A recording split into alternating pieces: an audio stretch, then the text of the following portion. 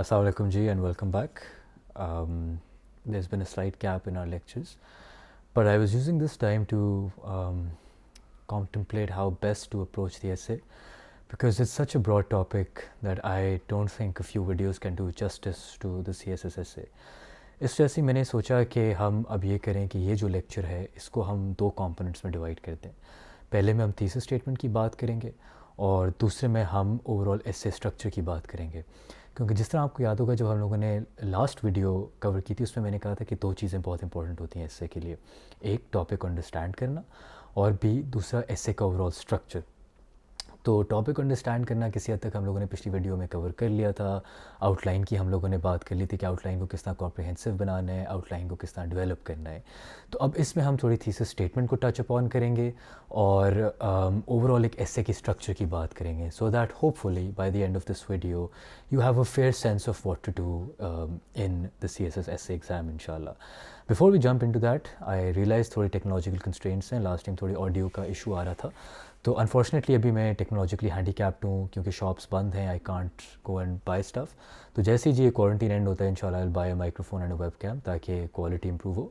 तब तक I suggest that you use headphones to listen to these videos. अच्छा जी, so now in this video what we'll be doing is we'll split it into a few parts. पहले part में हम लोग thesis statement की बात करेंगे, दूसरे पार्ट में हम लोग स्ट्रक्चर की बात करेंगे ओवरऑल एसे की, और फाइनली थोड़ी हम इंट्रोडक्शन और कंक्लूजन को भी टच अपॉन कर लेंगे ताकि एक जिस्ट आप लोगों को मिल जाए एसे की और वो स्ट्रैटेजीज़ आप तक पहुंच जाएं जो मैंने यूज़ की थी. अच्छा जी, let's start with the thesis statement. अब थीसिस स्टेटमेंट क्या है? थीसिस स्टेटमेंट जी एक ऐसी 2 से 3 लाइनों की स्टेटमेंट है जिसमें आपकी पूरी आर्ग्यूमेंट कैप्चर हो जाती है, जिसमें आपके एसे की जिस्ट रिवील हो जाती है. अगर आपको मैं एक टॉपिक दूं और आपसे मैं पूछूं जी इस पे आपका रिस्पांस क्या होगा, स्पॉन्टेनियस रिस्पांस, तो वो जो आप 2 लाइनों में बात करेंगे that will be your thesis statement. और thesis statement is absolutely essential. हर एसे में एक थीसिस स्टेटमेंट होती है, वरना तो जी आपका आंसर इनकम्प्लीट है ना. अगर मैं आपसे एक सवाल पूछ रहा हूँ और आप मुझे इनडायरेक्ट रिस्पॉन्सेज दे रहे हैं या प्रॉपर रिस्पॉन्सेज नहीं दे रहे तो naturally I will penalise you for it. I have given you a prompt because I expect an answer from you. ठीक है, तो ये थीसिस स्टेटमेंट है. थीसिस स्टेटमेंट जो है आपकी आउटलाइन में आनी है. अब उसके एक दो तरीके हैं कैसे आती है. एक आप इंट्रोडक्शन के नीचे लिख सकते हैं, लास्ट टाइम बल्कि किसी ने एक मैसेज करके सवाल पूछा, आई हाईली अप्रिशिएटेड दैट. तो या आप इंट्रोडक्शन के नीचे अपनी थीसिस स्टेटमेंट लिख दें, या जिस तरह आपको याद होगा हम लोगों ने आउटलाइन में डिस्कस किया था एक डिस्कशन पोर्शन या एनालिटिक्स पोर्शन था जिसमें हम जब दोनों आर्ग्यूमेंट्स को एनालाइज कर लेते हैं तो उसके बाद जो हेडिंग आती है वो हमारी डिस्कशन सेक्शन या थीसिस स्टेटमेंट सेक्शन होती है. उसमें भी आप अपनी थीसिस स्टेटमेंट लिख सकते हैं. और the reason why I suggest that you put your thesis statement in the outline is because like I said the examiner will put a lot of weight on your outline. तो जब वो आपकी outline पढ़ें उनको पता लग जाए कि आपकी आर्ग्यूमेंट क्या है, which side of the argument you fall on. तो इसलिए थीसिस स्टेटमेंट आपकी आउटलाइन में भी होनी चाहिए, आपकी इंट्रोडक्शन में भी होनी चाहिए और आपकी कंक्लूजन में भी होनी चाहिए. इंट्रोडक्शन और कंक्लूजन में क्यों होनी चाहिए ये हम इंशाल्लाह इस वीडियो के एंड में कवर करेंगे. अब देखें अब थीसिस स्टेटमेंट हमने लिखनी कैसे है. एक जेनेरिक सी है जिसमें आपसे जो क्वेश्चन पूछा जाता है उसका आप रिस्पांस दे दें. जिस तरह अगर आपसे पूछा जाता है is terrorism in Pakistan a self inflicted wound or not, तो you can say yes it is a self inflicted wound, no it is not a self inflicted wound. ये आपका सिंपल एक थीसिस स्टेटमेंट हो गई which gets the job done. It gets you over the line क्योंकि आपने respond कर लिया. लेकिन याद रखें जी CSS एक कम्पिटिटिव एग्ज़ाम है. You are fighting against 13,000. हमारी ईयर में I think 13,500 people appeared and you have to. अगर आप पंजाब से हैं तो आपको टॉप 150-200 में होना है, या आपको अगर वैसे आप पूरे पाकिस्तान से हो आपको टॉप 250, 300-350 में होना है टू गेट एन एलोकेशन. तो for that you need to stand out and one way you can stand out is by developing a good thesis statement.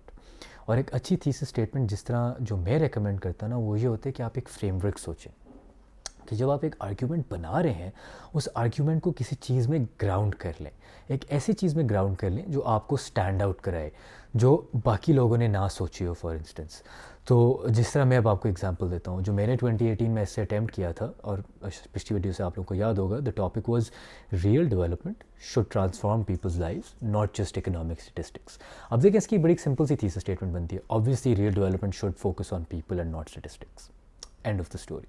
लेकिन what I did, and I ended up getting 61 in my essay, was that I used a framework. I used a different approach. So मेरी approach क्या थी, मैंने capitalism और new liberalism को लेके चला. मैंने कहा Due to the present capitalist and neoliberal model of economic growth, there is a significant emphasis on statistics, which ignores the real conditions or the real challenges of people. Hence, any model of real development must turn away from the present economic model and should instead focus on individuals' lives and not simply economic statistics. अब देखिए बात वही है, मैंने बात वही की, but what I did was I used capitalism as a framework.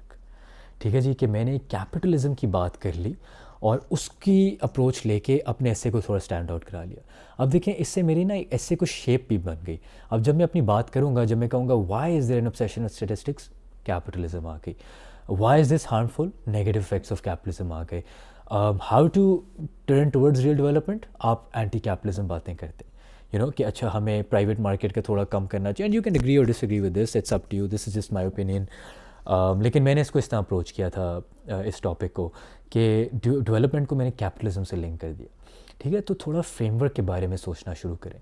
जिस तरह फ़र्ज़ करें क्वेश्चन आ जाता है क्राइसिस ऑफ गुड गवर्नेंस इन पाकिस्तान. अब again a basic thesis statement is there exists a crisis of poor governance in Pakistan which requires drastic reforms. But मैं इसको थोड़ा लेके जाता the lack of sustained democratic governance in Pakistan or democratic law and order in Pakistan has led to the present crisis of governance that we see in the country. Hence, to ensure that Pakistan moves towards a paradigm of good governance, it is essential that democracy take hold.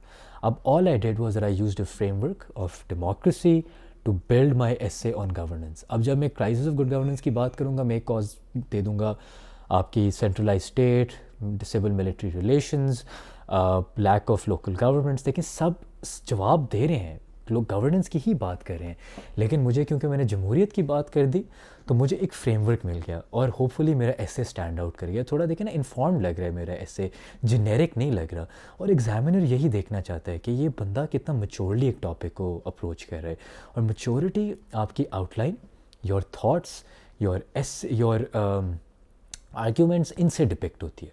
And one way you can shape that is through your thesis statement. तो यहाँ पे मैं आपको recommend करूँगा कि पिछले 3-4 सालों के पास पेपर्स लें, 2-2, 3-3 टॉपिक्स लें और उनकी थीसिस स्टेटमेंट डेवलप करें. You can literally do just 1 essay per day, सिर्फ थीसिस स्टेटमेंट बनाए. It takes what 20 minutes, 15 minutes, 25 minutes max. Thesis statement सोचें कि ये जो आर्ग्यूमेंट है इसको मैं किस तरह थोड़ा ना एक ट्विस्ट दे सकता हूँ. मसलन अगर क्लाइमेट चेंज पे आती तो मैं उसको फिर इंडस्ट्रियलाइजेशन और कैपिटलिज्म से लिंक कर देता. Climate change, the biggest threat to the 21st century. Indeed, it is the biggest threat to the 21st century, and this threat stems from our present economic model. Because जिस तरह आप सबको पता है, जो इंडस्ट्रियल रेवोल्यूशन के बाद हमारी इकोनॉमिक ग्रोथ हुई है, that has been very harmful to the environment. ठीक है, तो बस एक फ्रेमवर्क आ गया. आर्ग्यूमेंट तो वही है कि yes, climate change is the biggest threat. लेकिन हम लोगों ने क्या बात की, भाई कैपिटलिज्म को बीच में लाए. तो that's just my economic take on capitalism. I am not a big fan of it, but again, it could be anything. You could place climate change on, let's say, agricultural practices. You can talk about the north-south to it, anything. But just give a framework. लेकिन यहाँ पे थोड़े cautious हों. देखिए, कोशिश करें वो framework आपकी essay को dominate ना कर ले. ये ना हो कि आप capitalism की ज़्यादा बातें कर रहे हो और real development की कम कर रहे हो. तो ये balance आप लोगों ने strike करना है और ये ऐसे ही करना है जब आप practice करेंगे. तो वो जैसे हमने पिछला फ्रेमवर्क डेवलप किया था कि कीवर्ड्स को आइडेंटिफाई करें, उनको लिखें, उनके इर्द-गिर्द अपनी आउटलाइन बनाएं और बीच में अपनी फ्रेमवर्क थीसिस स्टेटमेंट की स्लाइड इन कर लें. तो ये इस पे थोड़ा आप लोगों ने प्रैक्टिस करना शुरू करना है जी. क्योंकि देखिए इस तरह आपके ऐसे स्टैंड आउट होंगे, आर्ग्यूमेंट्स मैच्योर लगती हैं, कन्विंसिंग लगती हैं आर्ग्यूमेंट्स. वरना मैं कह दूँ yes, real development should transform people's lives. ठीक है, I pass because I can write well enough, मुझे 42, 43 मिल जाएंगे, गुड, चलो मैक्सिमम 48 मिल गए. लेकिन जब मैं थोड़ी फ्रेमवर्क दी, आर्ग्यूमेंट्स बिल्ड की, कोट्स थी, स्टेटिस्टिक्स थी, दैट ऐसे जंप फ्रॉम 45 to 61. और ये जो 16 मार्क हैं ये बहुत पोजीशंस डिटरमिन करते हैं. मैं 3rd पोजीशन होल्डर था, जो 4th पोजीशन होल्डर था उसमें मेरे में सिर्फ 1 मार्क का फ़र्क है. इस तरह आप सोचें पोजीशंस में इतना फ़र्क पड़ता है. जो टॉप 10 पोजीशंस हैं उनमें आई थिंक 30 मार्क्स का फ़र्क है और 25 मार्क्स, समथिंग लाइक दिस. तो देखें किस तरह अगर आप यूँ 10 मार्क्स एक्स्ट्रा गैप ले लेंगे तो कहाँ से कहाँ आप पहुँच जाएंगे. So keep this thing in mind. Framework पे थोड़ा काम करें, ठीक है जी. तो और थीसिस स्टेटमेंट को इस तरह डेवलप करें. अब जो सेकंड कंपोनेंट है ना इस वीडियो का सॉरी एक्सक्यूज़ मी, वो ये है कि स्ट्रक्चर ऑफ द एसे. अब स्ट्रक्चर पे जी जब मैं अपने स्टूडेंट्स को पढ़ाता हूँ मैं तो 3-4 लेक्चर्स स्ट्रक्चर पे देता हूँ और अनफॉर्चुनेटली हम अभी इस वीडियो में वो नहीं कवर कर सकते, लेकिन मैं आपको 3 pillars of an essay structure बताऊँगा और आपने उन तीनों पिलर्स पे काम करना है। Don't think of it as a pillar, think of it as a pyramid instead, ठीक है। और उन तीनों पे आपने काम करना है, लेकिन इस वीडियो में मैं सिर्फ एक ही कंपोनेंट पे कवर करूँगा। वो 3 क्या पिलर्स हैं स्ट्रक्चर के, ऐसे स्ट्रक्चर के। अब think about the English language. English language में सबसे बेसिक चीज़ क्या है? सब किसी for in any language for that matter, words हैं ऑब्वियसली, वोकैबुलरी है, लेकिन उसके बाद क्या है? योर सेंटेंस, एक complete sentence. This forms the basis of educated and you could say language with meaning. अगर मैंने आप तक बात कन्वे करनी है कि बाहर गर्मी हो रही है, तो मैं कहूँगा बाहर धूप निकल आई है, गर्मी हो गई है। एक sentence, and this sentence conveys meaning. So the first base of the pyramid of the essay structure is your sentence. Sentence structure पे वर्क करें। जब सेंटेंस स्ट्रक्चर हो गया, फिर सेकंड आपका क्या पिलर आ गया या पिरामिड का फॉर्म आ गई?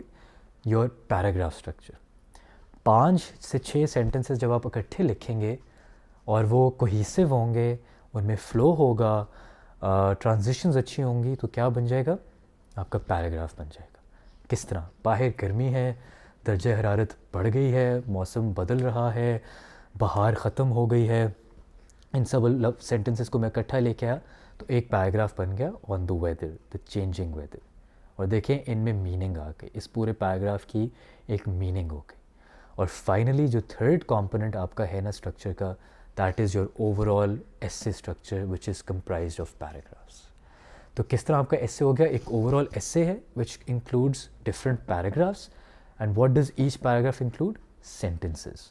तो स्ट्रक्चर को इस तरह लेके सोचें, क्या मैं एक सेंटेंस लिख सकता हूँ? अच्छा, अगर नहीं लिख सकता या नहीं लिख सकती, सेंटेंस लिखना सीखें।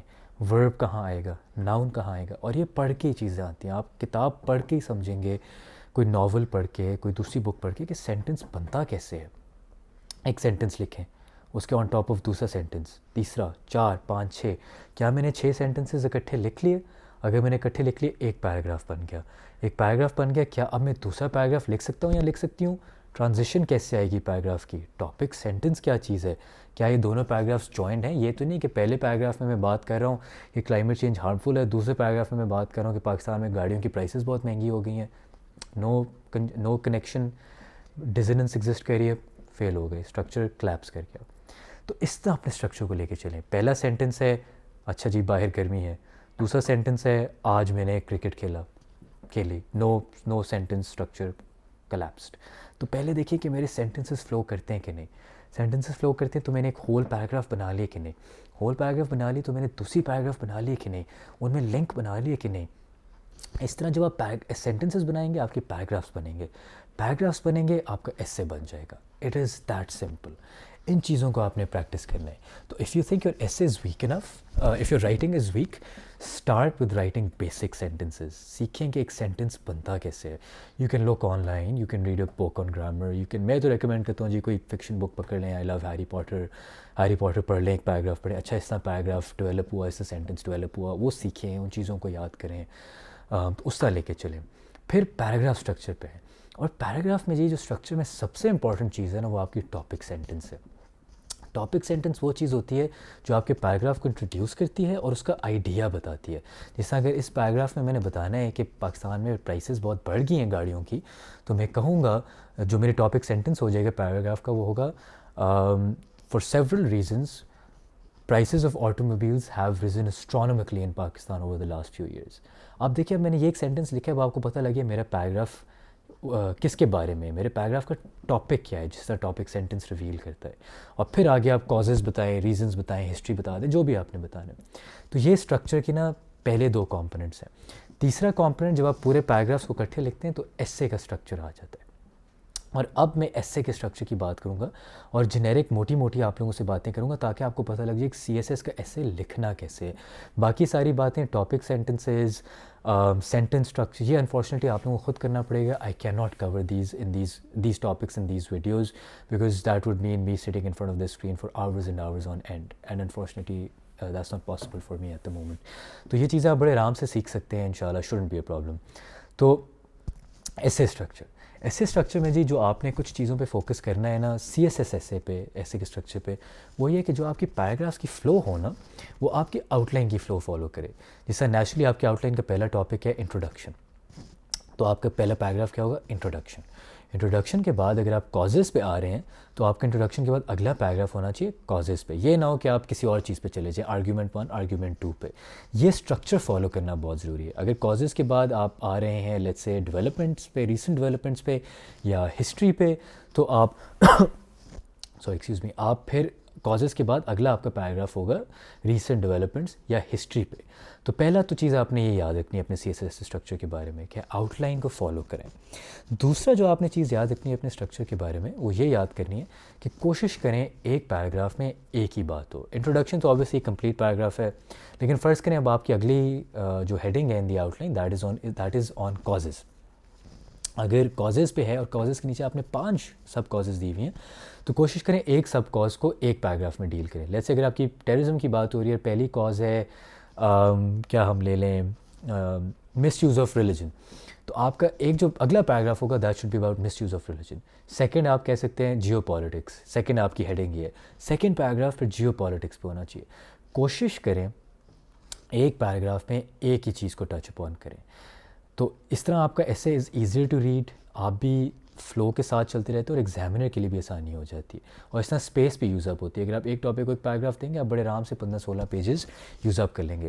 लेकिन फ़र्ज़ करें अब आपके पास टाइम रन आउट हो रहा है, आपने सोल्यूशंस अभी 6 कवर करनी है and you only have 40 minutes, उसमें आपने कंक्लूजन भी लिखनी है 45 मिनट्स। फिर आप ये करें कि 6 सोल्यूशंस की 6 पैराग्राफ्स बनाने के बजाय सिर्फ 2 पैराग्राफ्स बना दें, उनमें 3-3 सोल्यूशंस कवर कर लें। तो ये आपने नेविगेट करनी है चीज़ें while considering the time constraints. और एग्ज़ाम में बैठ के बंदा सीख लेता है अगर बंदा टाइम की प्रैक्टिस कर रहा हो। तो जब आप एसेस फुल टाइम लिखेंगे इन प्रैक्टिसेस इन टेस्ट सीरीज़, तो आपको आइडिया हो जाएगा कितना आपको टाइम लगता है कितने पेजेस लिखने में और टॉपिक को अप्रोच करने में। ठीक है जी।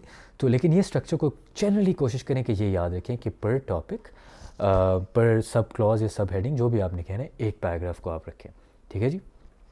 अच्छा, फिर आपने एक चीज़ याद रखनी है and I would suggest that you really take this piece of advice to heart, और वो है सेपरेटेड पैराग्राफ्स या कनेक्टेड पैराग्राफ्स। जिस तरह अब फ़र्ज़ करें आप आ रहे हैं, इंट्रोडक्शन के बाद आपकी कॉजेज़ थी, कॉजेज़ के बाद आपकी थी हिस्टोरिकल डेवलपमेंट या historical approach to the topic. तो जब आपने कॉजेज़ कवर कर ली ना, आखिरी कॉज आपने कवर कर ली आखिरी कॉजेज़ के पैराग्राफ में अब आपने ये नहीं करना कि आप सीधा हिस्टोरिकल डेवलपमेंट्स पे चले जाएं, या फॉर दैट मैटर जो भी आपकी अगली हेडिंग है, लेट्स से अगर वे फॉरवर्ड है, तो आपने ये नहीं करना कि कॉजेज़ का आखिरी पैराग्राफ लिख के पहला वे फॉरवर्ड बताना शुरू कर दिया, पहला सोल्यूशन बताना शुरू कर दिया। आपने बीच में कनेक्टेड पैराग्राफ डालना है 3 से 4 लाइनों का। उसमें आप ये लिखेंगे, after having assessed the different causes of this particular topic, it is now pertinent और essential to move on to the way forward and the possible solutions to deal with this crisis or, और उस paragraph में वो 3-4 causes बता दें। अब इसका क्या वजह है? इसकी रीज़न ये है कि अगेन आपकी फ़्लो डेवलप होती है। जैसे फ़र्ज़ करें मैं आपका रीडर हूँ, मैं अभी आपकी कॉजेज़ पढ़ रहा हूँ, अच्छा 5-6 कॉजेज़ हो गए। अब कॉजेज़ से एकदम से मैं सॉल्यूशंस पे नहीं आ जाऊँगा, वो मैं पहले कनेक्टेड पैराग्राफ पढ़ूँगा। अच्छा जी, हमने कॉजेज़ पढ़ लिए, अब ये सॉल्यूशंस होंगी, और अब हम सॉल्यूशंस की तरफ चलेंगे और ये सॉल्यूशंस होंगी। अब इससे मेरे लिए देखें कितना आसान हो गया, मुझे समझ आ गई कि अच्छा ये बंदा अब सॉल्यूशंस पे जा रहा है, और इसने मोटी मोटी मेरे लिए बता भी दी क्या सॉल्यूशंस होंगी। और उसके बाद अगर आपने हर पैराग्राफ में एक एक सोल्यूशन डाली होगी, तो इमेजिन करें रीडर के लिए कितना आसान हो जाएगा पढ़ना। अच्छा, इसने ऊपर बात की एक सोल्यूशन ये है कि हम रिलीजियस उलेमा को ऑन बोर्ड लेके चलें, ओ हाँ इसने पहले पैराग्राफ में कवर कर दी। दूसरी है peace with Afghanistan, O wonderful, इसने दूसरे पैराग्राफ में कवर कर दी। समझ आ रही है आपको?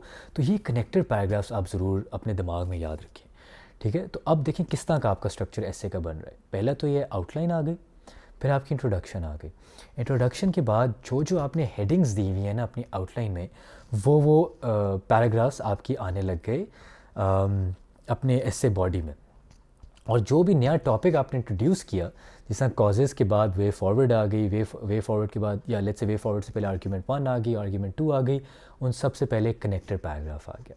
तो हमारे पास in essence 4 types of paragraphs आ रहे हैं in our essay: introduction, end पे कंक्लूजन, बीच पे नॉर्मल पैराग्राफ जिसमें लेट्स से हम एक कॉज डिस्कस करें, सेकंड कॉज डिस्कस करें, एक सोल्यूशन डिस्कस करें, एक सेकंड सोल्यूशन डिस्कस करें, और fourth type of paragraph which is your connected paragraph. यही 4 पैराग्राफ्स ये आपके पूरे CSS एसे को बनाएंगे। इन्हीं 4 को प्रैक्टिस करें, थीसिस स्टेटमेंट को प्रैक्टिस करें, and you done with the essay. अब यहाँ पे मैं आपको लेंथ्स बताऊँगा तो सारे इन पैराग्राफ्स की।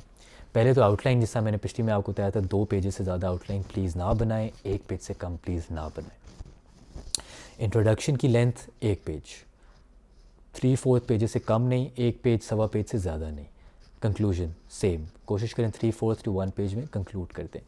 अब जो नॉर्मल पैराग्राफ है, जैसा लेट्स से कॉज नंबर 1 है या सोल्यूशन नंबर 1 है, उसमें जो आपकी पैराग्राफ की लेंथ हो हाफ अ पेज या 3/4 of a page, not more than that. 3/4 भी मेरे ख्याल से ज़्यादा है। हाफ अ पेज तक कोशिश करें आपकी एक पैराग्राफ आ जाए, और पैराग्राफ्स के दरमियान लाइन छोड़ें।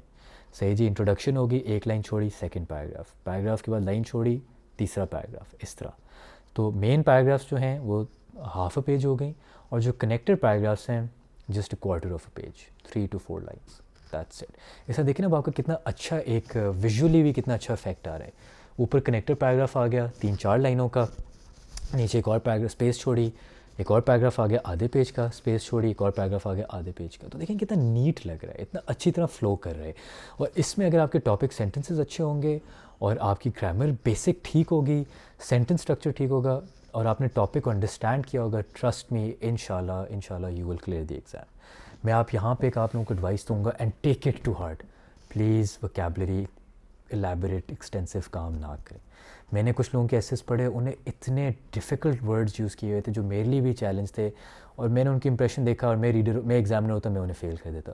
क्योंकि देखिए लोग क्या कर रहे होते हैं, लोग फैंसी वोकैबुलरी यूज़ करते हैं to compensate for their poor writing skills. तो जब आप वोकैबुलरी पे फोकस करते हो, आप जो एक्चुअल प्रॉब्लम होता है ना, which is your deficient writing skills, उसको इग्नोर कर देते हैं।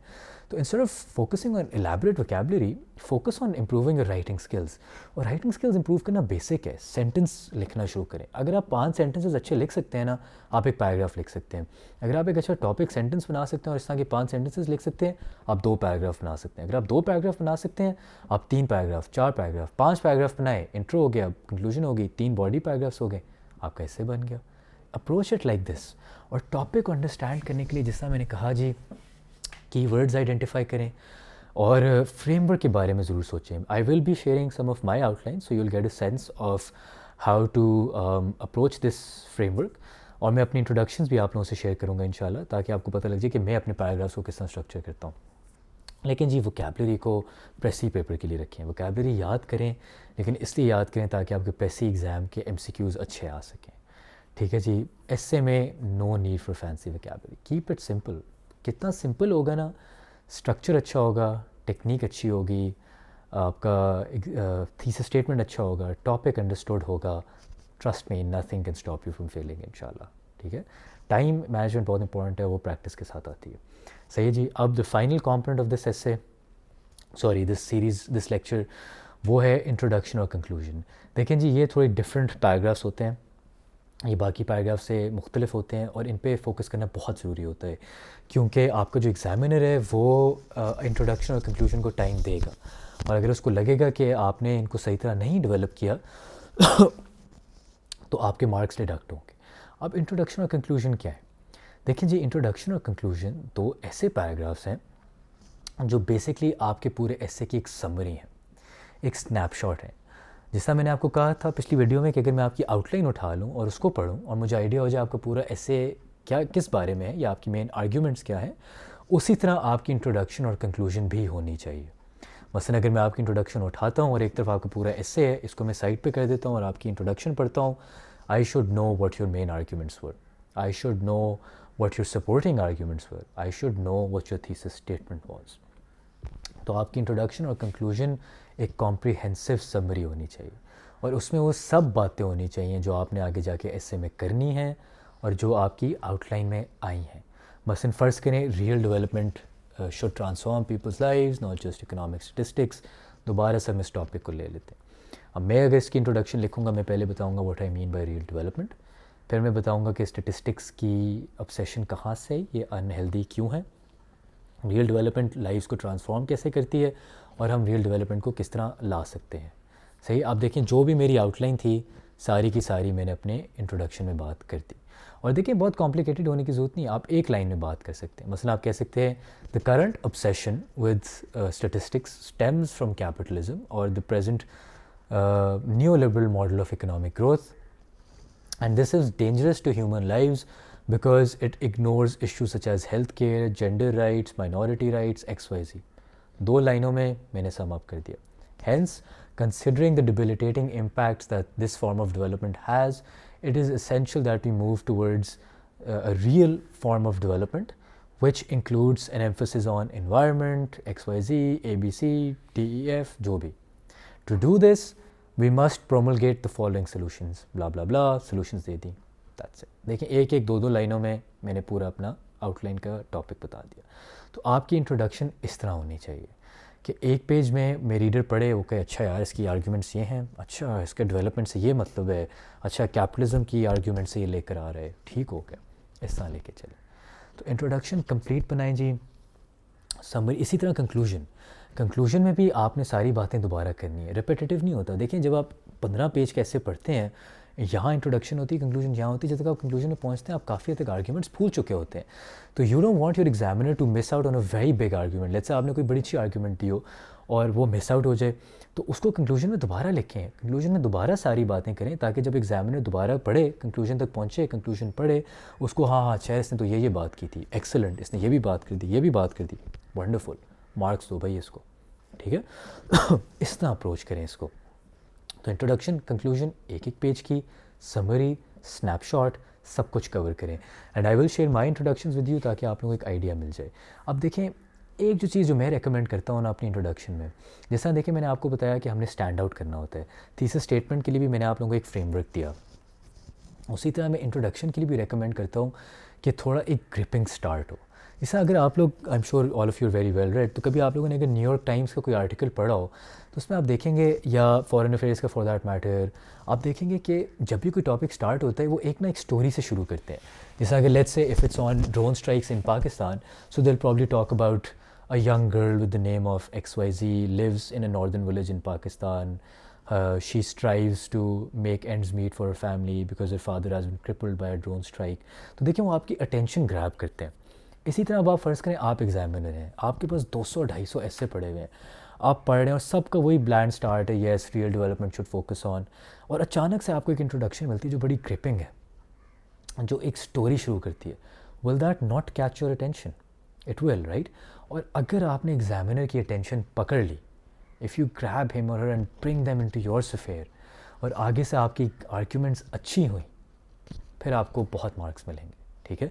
इसी वजह से मैं कहता हूँ कि अपनी इंट्रोडक्शन ना एक ग्रिपिंग स्टार्ट से शुरू करें, ठीक है। जिस तरह फ़र्ज़ करें अगर डेवलपमेंट की, मैंने ये रियल डेवलपमेंट कैसे मैंने स्टार्ट करना होता, thinking from the top of my head, मैं इसको शायद ये शुरू करता, pick up any newspaper and the first thing you'll see is statistics on the economy, GDP growth rate, inflation rate.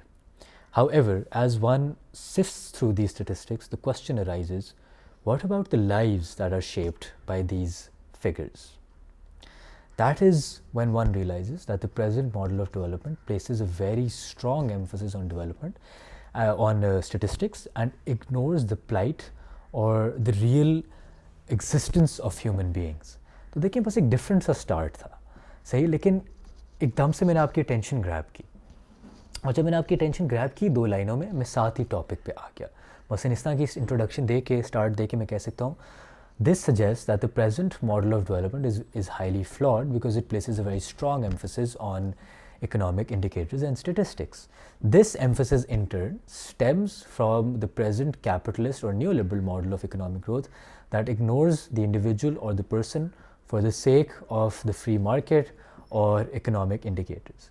अब देखें, अब वही जो सारी मेरी थीसिस स्टेटमेंट आ गई, मेरी फ्रेमवर्क आ गई, अब आगे मैं अपने ऐसे को लिंक करना शुरू कर दूंगा। ग्रिपिंग स्टार्ट, एक कनेक्शन मैंने बनाया, ग्रिपिंग स्टार्ट को टॉपिक से लिंक किया, अब मैं अपने टॉपिक को बिल्ड करना शुरू कर रहा हूँ इंट्रोडक्शन में, ठीक है। इस तरह कोशिश करें, अगर आप इंट्रोडक्शन की प्रैक्टिस कर सकते हैं ना, जिस तरह फ़र्ज़ करें गुड गवर्नेंस पे आ जाता है, गुड गवर्नेंस पे you go talk about Pakistan streets are littered with garbage and the poor and the destitute who unfortunately have to beg for support.